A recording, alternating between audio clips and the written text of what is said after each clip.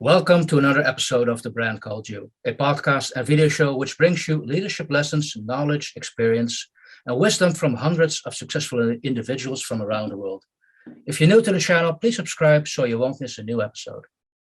I'm your host, Frits Bussemaker, and today I'm delighted and privileged to have a conversation with Charles Groenhuijsen. Charles, welcome to the show. Good morning. Pleasure to be here. Yeah.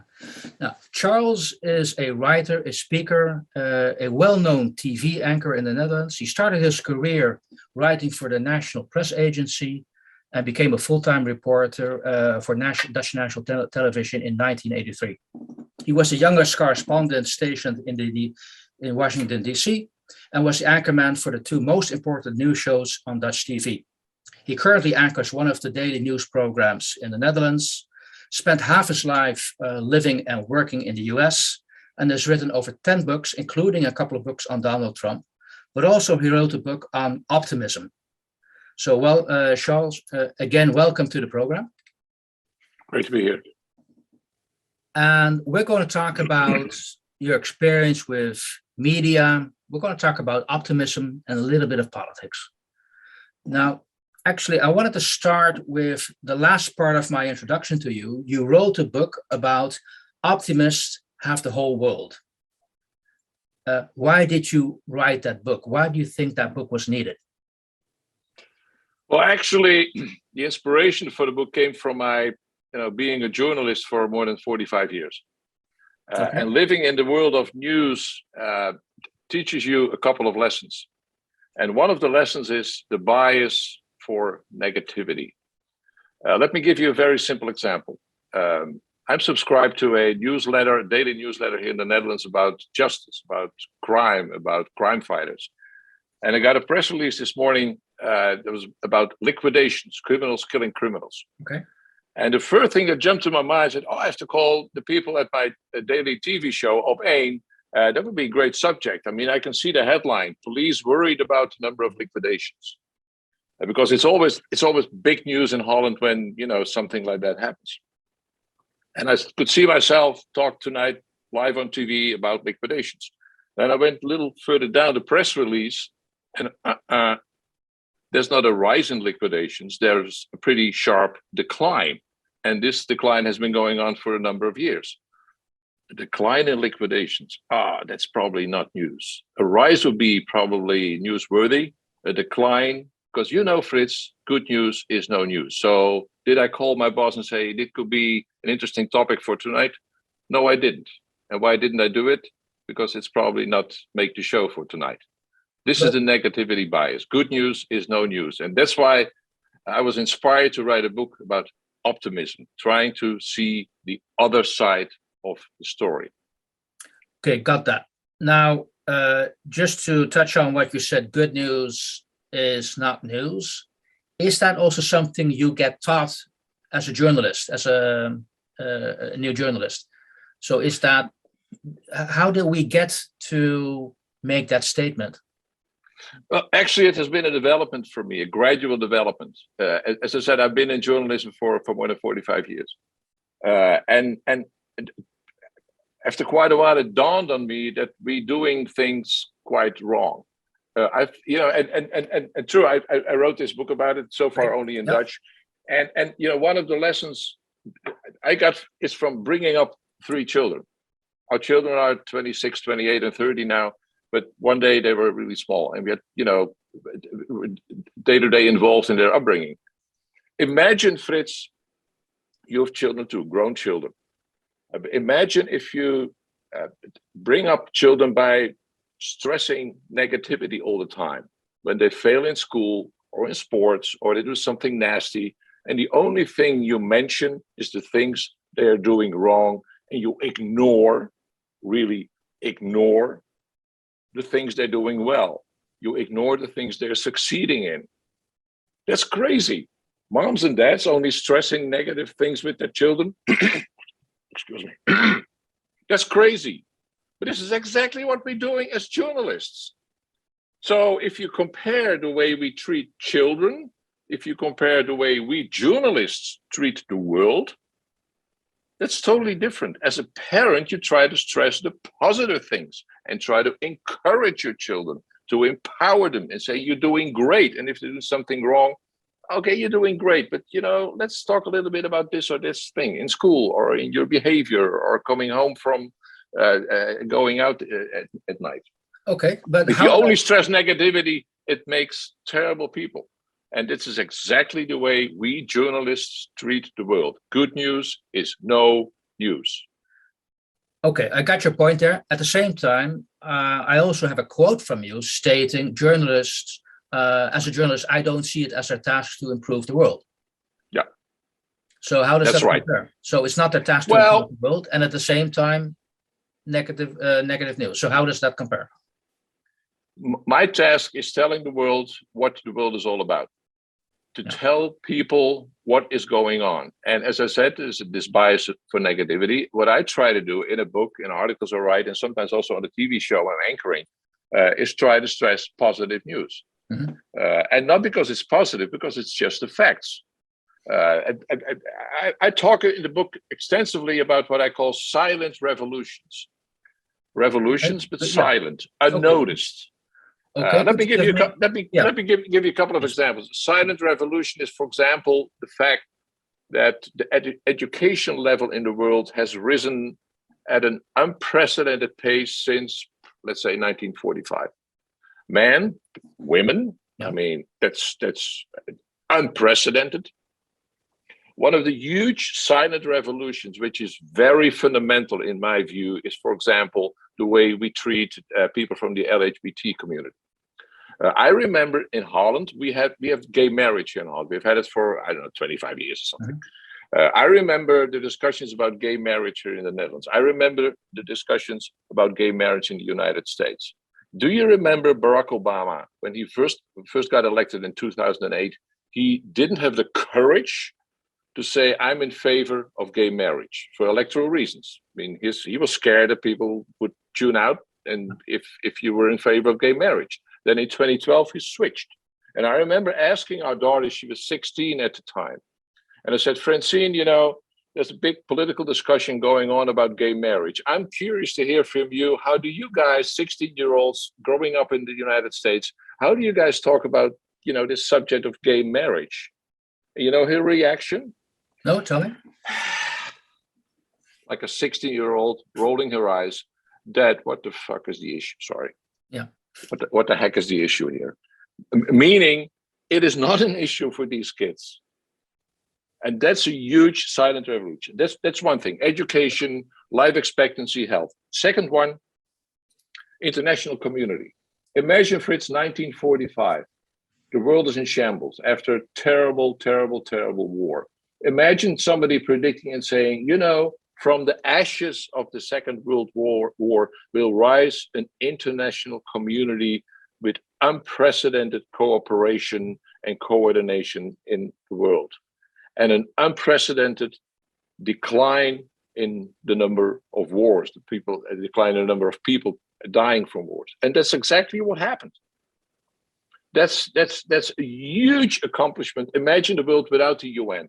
Without international cooperation. Of course, there are a lot, you cannot ignore the fact that there is still a lot of violence going on. There are international conflicts. If you compare the decline of the number of wars, the decline of the number of people killed in wars is declining rapidly and continues to decline.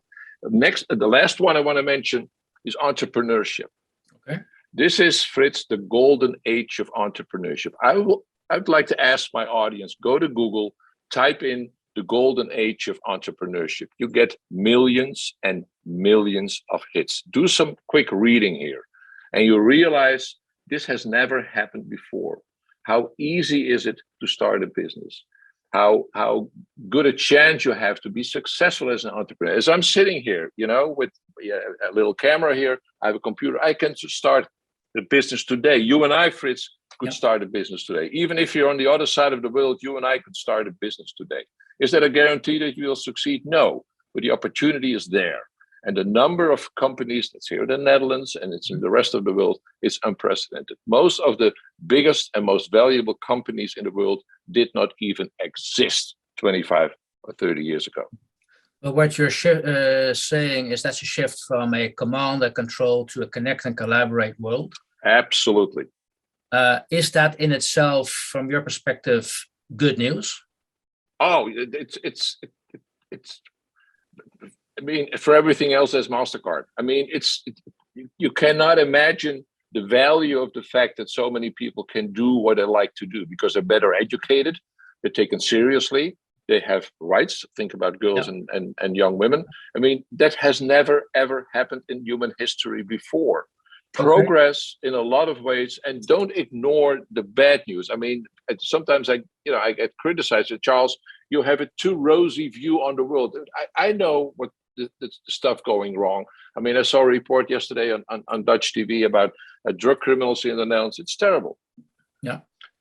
International violence in a lot of countries where LGBT people have no rights and are persecuted and discriminated.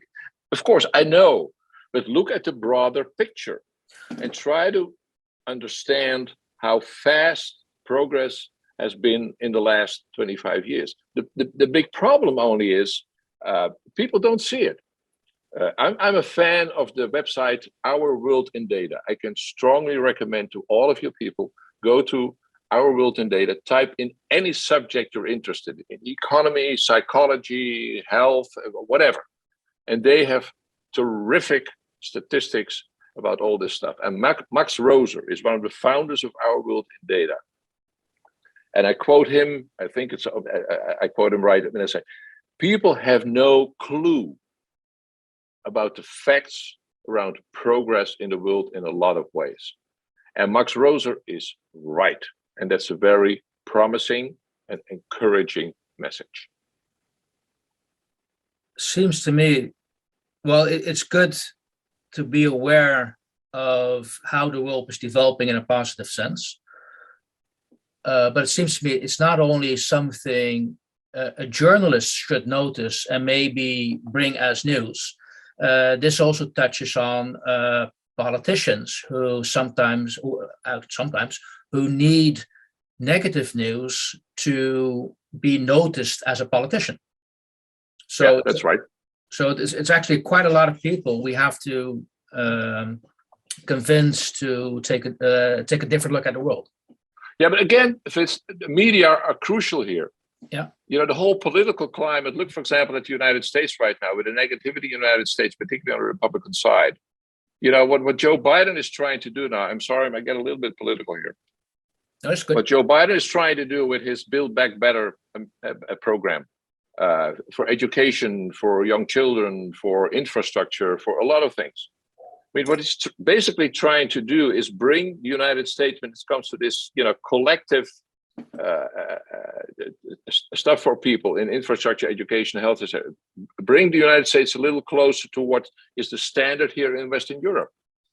And he gets criticized and he said, you're a socialist, you're a lefty, and don't do it. That's so extremely negative. Although, in my view at least, what he's trying to do is be useful and accomplish things for a vast majority of American people. But the negativity, you know, it blows his plans away, and it looks like he's not going to succeed in doing it. And that's very unfortunate. And you're right, politicians very much focus on this negative stuff. But again, it's also the role of the media. I mean, when you look at the world, it's not your view you're reproducing. Yeah. It's the view you get from media. You know how your life is around you, in your street, in your town, in your village. But outside of your own scope, you're dependent on what media tell you what's going on in the world. The picture we paint of the world is the picture people get. I mean, about 1 million people watch our show every evening. We tell them this is more or less what the world is like right now. It's not what people can know themselves. I mean, they need us. I got that. The negative bias is so big. I mean, you get a totally crooked picture. That's actually a nice segue to a question I wanted to ask you. Your take on the whole concept of fake news. Now, knowing that fake news has always been around, that disinformation, and it's old as history itself, but fake news today is itself a topic. And to some extent, I could say, well, it's became a topic based on American politics. What's your take? What's the relationship between fake news and your story, your call about looking at the positive news? Yeah, well, two things. First of all, if you look at the numbers, it's pretty hard to actually pinpoint how big is fake news. I mean, what's the percentage in the total flow of information coming to you and me? How much of that is fake news? Fritz, it's tiny. Yeah, tiny. Can you put a number on that? 1, 2, 3%. Most people read regular news. The problem is that fake news gets reproduced and retweeted and reposted so often. But in my view, yes, there is fake news, and it's risky, it's dangerous, because I mean people get a crooked view, but it has been like this forever. The difference is the way it is. It's broadcast. It's brought to people through all, social media, etc. But don't exaggerate it. I mean, people who like fake news read fake news. People who don't like fake news, most of them don't read it, and if they read it, they don't believe it. I think it's slightly overrated, actually, and that's another thing. I mean, fake news is a popular topic among the non-fake news media. Good point. Which brings me to another question. Because to what extent would you agree with the statement, a journalist is just a messenger? Yes, we are messengers, and hopefully a well-informed messenger, and hopefully a non-biased messenger. And that's not, we use the term objectivity a lot, but I think it's more like try to be fair, try to be balanced, and always, and that would be, my message to the people who listen to this podcast. When you consume media, always ask yourself, is this the true story? Is this the real story? And predominantly, is this the whole story? So the example I just mentioned about liquidations, criminals killing criminals here in the Netherlands, and again, it's been a decline over the years. I mean, pretty steep decline. So if you read about somebody who gets liquidated, I always ask myself, okay, that's terrible. I mean, people shouldn't kill each other, right? But what are the numbers? So often I go back to Google and type in what's the number of liquidations. Mm-hmm. If I read about poverty in the world, we have had stories all over the place because of COVID and Corona. The number of people living in poverty has increased in the world. Well, probably. But if you look at the long term, poverty, the decline is, I use the word again, unprecedented. The people living in deep poverty has declined by a couple of billion. The number of people living in a middle class, which is different here in Holland or the United States as compared to Bangladesh or Benin or South Africa.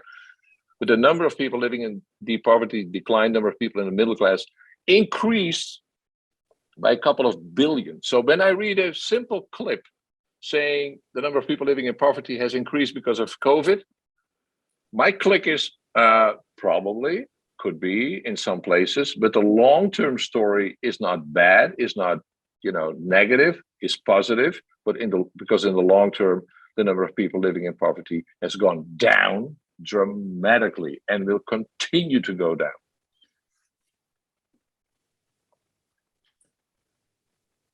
Charles, I'm hearing you taking responsibility for sharing a message. You could have mentioned a number of things, but you've chosen to share this with the audience.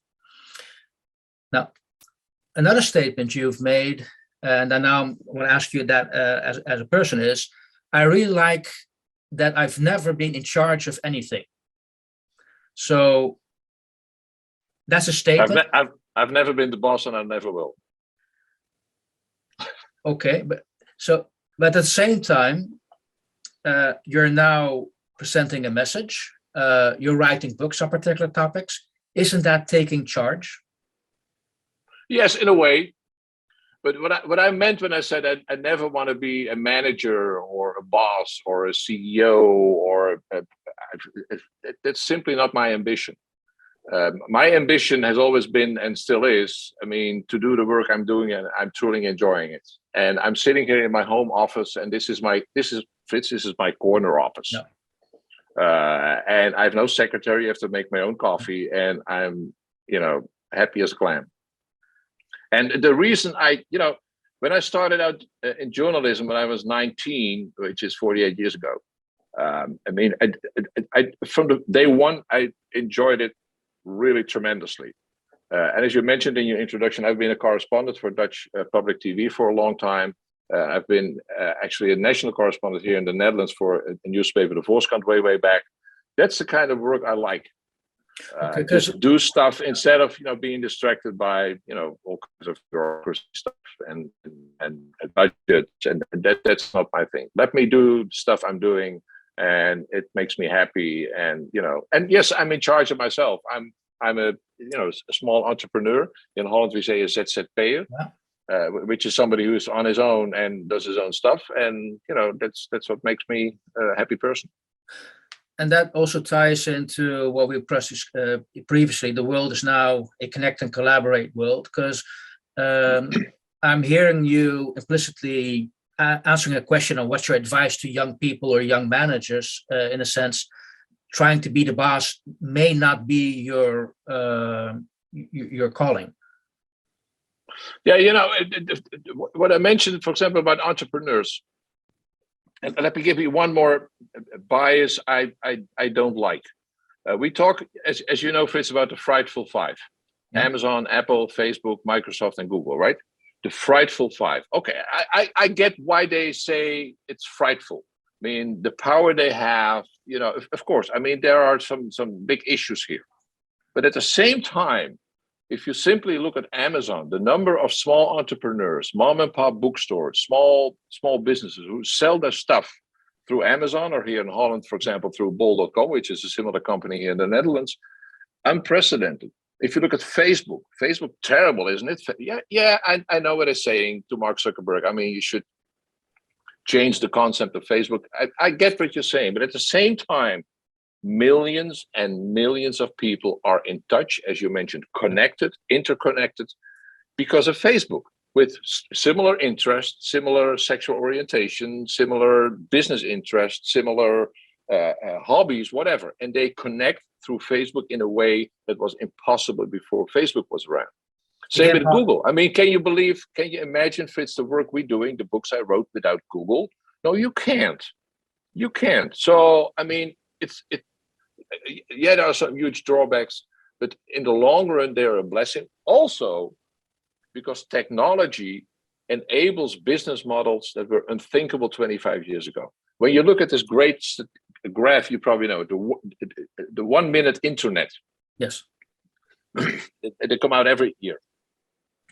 When you see the biggest players on the internet in an average minute in a day, most of the companies were not even in existence 25 years ago, and they are household names now. Google, of course, right? Also, for example, Tinder, Snapchat, YouTube. I mean, they're household names now, but they were not around when we were young, Fritz. Imagine. And with AI coming along, virtual reality, 5G, there will be business models successful in like Amazon and Google and Facebook are business models that you and I cannot even think of. Who would have invented? Remember Netflix? Yeah. We all know Netflix, right? I remember Netflix when we lived in the US with these little DVDs, right? And at some point, they just skipped the whole model with DVDs and switched to broadband and streaming.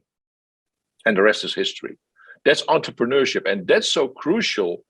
If you look at the frightful five and all the other companies that are very successful in the same field, this is, yes, it's about technology. And yes, it's about smart engineers. But this is primarily about entrepreneurship. Tesla would not be Tesla without Elon Musk. Apple wouldn't be Apple without Steve Jobs. Microsoft wouldn't be Microsoft without Bill Gates and the other guys. I mean, this is truly about being smart, being ambitious, and grabbing the opportunity that this economy, with all the new technology that's already in existence and the technology that's coming along, grabbing the opportunity and says, go for it. Like Nike says, just do it. And the just do it mantra is more forceful and more valuable than ever before. And that's in my, and am I some kind of a preacher or just a messenger? I don't care. I like the message and I like to tell it. And that in itself for you is positive news we need to share. Absolutely, absolutely. I mean, if you realize that entrepreneurship is so much stronger than 25 or 50 years ago. I mean, you and I can, you need a laptop to start a business. Yeah. But when I do speaking engagements, I have a little series of pictures of where a big company started. But the dorm room of Mark Zuckerberg, the garage of Steve Jobs, the garage of the Google boys. I mean, they started out in a garage. That's how it started. And you still can start a business in a garage or in your dorm room. And that's something that enabled by modern technology and the economy as we know it right now. So to end this great interview, I see, I acknowledge also and see the emergence of a lot of entrepreneurship. We still have a lot of, I'd say, more traditional command and control led organizations of hundreds and thousands of people there. What would your advice be to those people who still work, I would say, in that more old organized economy?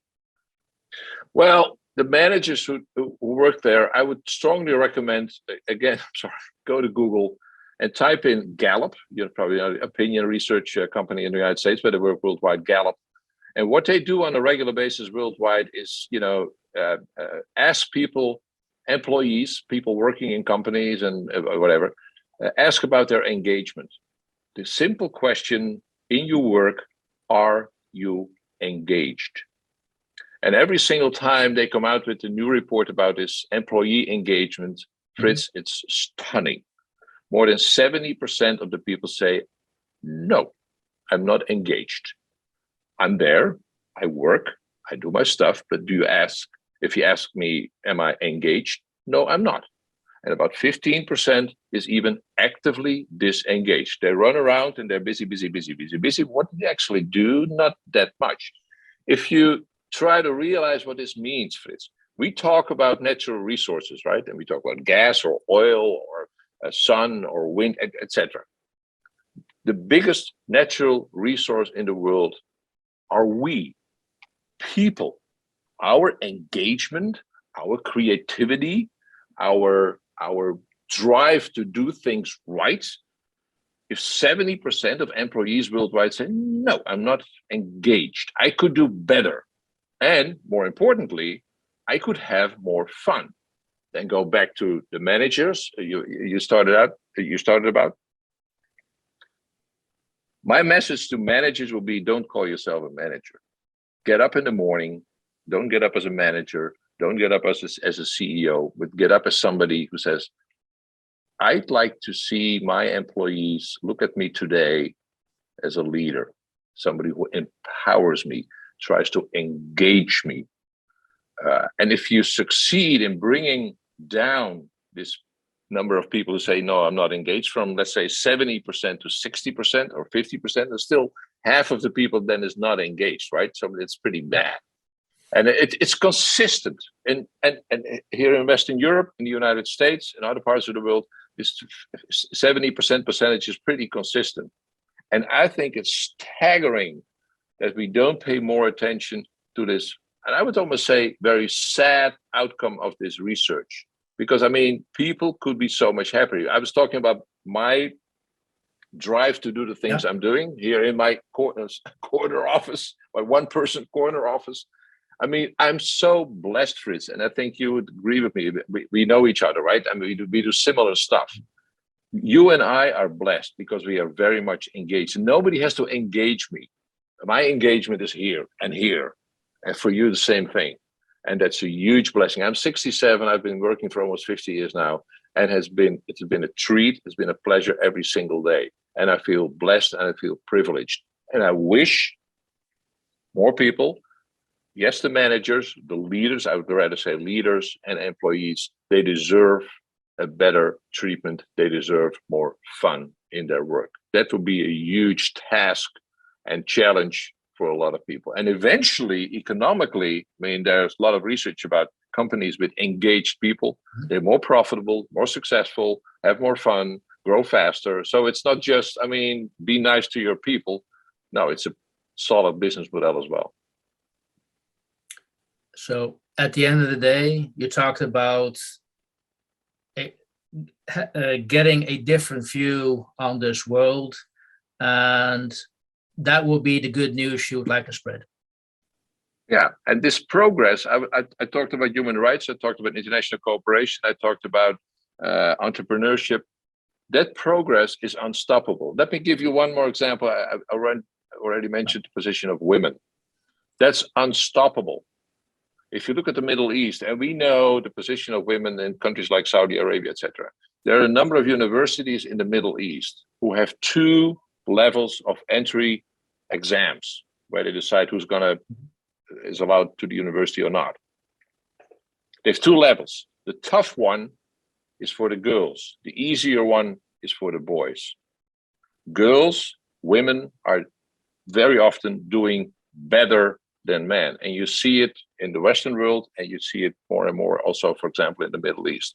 One of my all-time favorite articles I've ever read, and I would recommend it to everyone, go to the economist.com and go to the weaker sex. The weaker sex traditionally is, of course, women, because, we men are stronger, more muscles, blah, blah, blah. But the weaker sex is not about muscles and being a big, strong guy. The weaker sex is about the fact that girls are on average doing better in school, in university, and in business. That's probably, we talked about silent revolutions, and we talked about natural resources. One of our biggest new natural resources worldwide is women, girls, who are creative, ambitious, and more often than boys, and here we go again, Fritz, are more engaged. That's a huge task for men and young boys worldwide. I think that's one of the best takeaways to end this great conversation, Charles. Thank you so much for making us again aware of what's happening in the world and taking a much more positive view on what's out there. So thank you. Good news is news, Fritz. Thank you. Thank you for listening to the Brand Called You videocast and podcast, a platform that brings you knowledge, experience, and wisdom of hundreds of successful individuals from around the world. Do visit our website www.tbcy.in to watch and listen to the stories of many more individuals. You can also follow us on YouTube, Facebook, Instagram, and Twitter. Just search for the Brand Called You.